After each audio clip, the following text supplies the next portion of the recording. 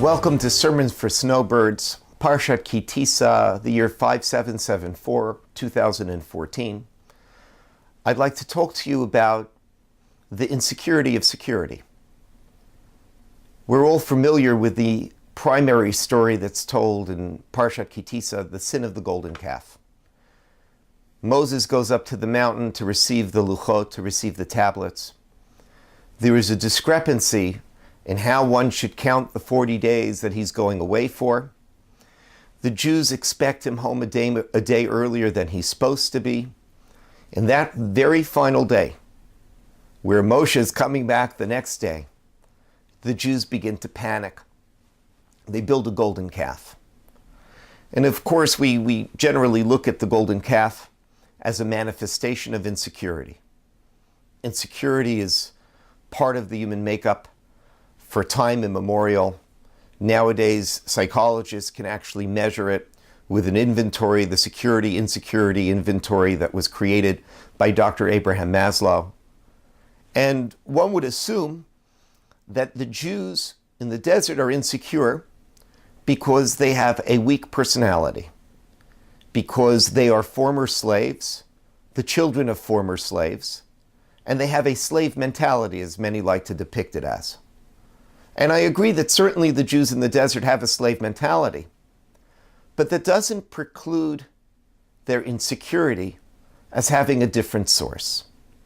And I believe that actually the sin of the golden calf is a manifestation of a very different type of insecurity, one that we will all be very familiar with, which is the insecurity of security. The insecurity of expecting everything to go your way, because everything has. There is a fascinating midrash that Rashi cites in Parshat Chukat. The midrash says that the para aduma, which is the ritual of cleansing oneself spiritually after having come into contact with the dead body, the para aduma is actually the atonement for the sin of the golden calf. Now, of course, the para is a mother cow, and the egel is a calf, which is the child. And so there's a cute connection there. But one has to imagine that there's something much more profound to the connection of the two. And I think the answer is very simple. The para aduma, the red heifer, which purifies someone after coming into contact with death, allows the person to meet death and then go past it. Meeting death should not be the end point. The person should be able to meet death and then still continue onward.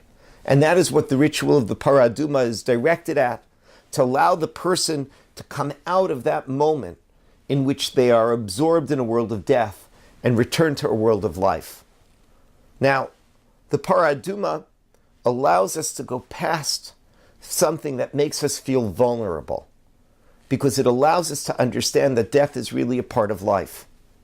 But that's precisely what the Jews don't understand when they make the golden calf.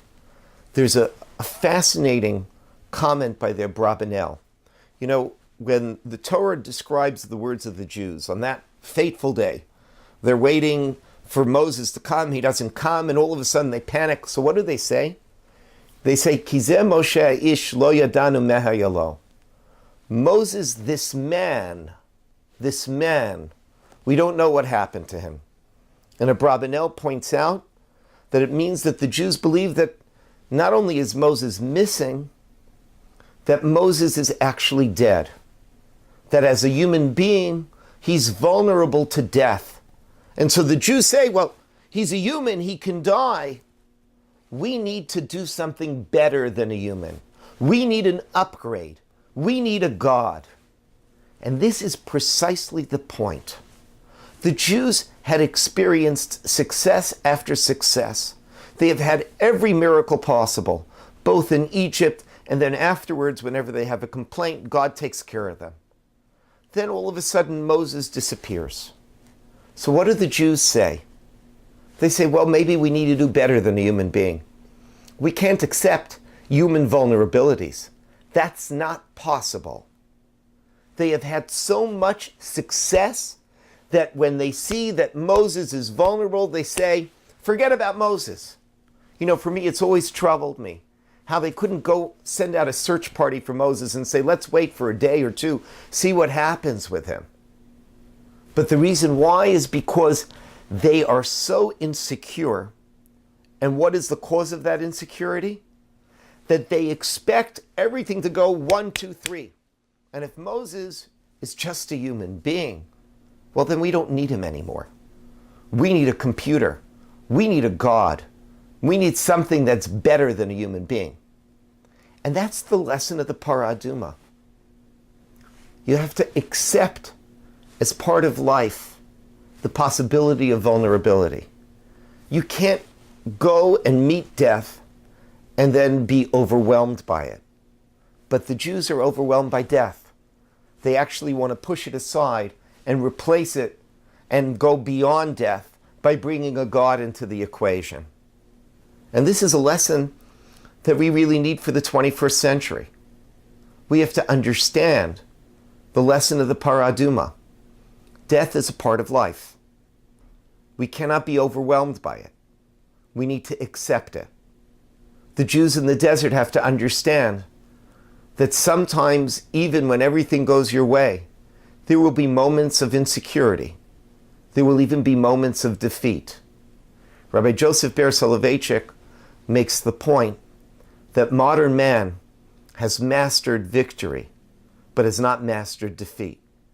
We have not learnt how to deal with those vulnerable moments when our mortality is exposed, when we recognize that we truly are not all-powerful, that we can't just bang on the table and say, bring me something better. We can't bang on the table and say, heal me, take care of me. Sometimes there aren't solutions. And the lesson to the generation that makes the egel, that makes the golden calf, and the lesson to all of us is that when we deal with moments of vulnerability, we should not experience the insecurity of security. We should not experience that rage, that inability to accept it because we're so used to everything going well. And that is the lesson of the insecurity of security. Shabbat Shalom.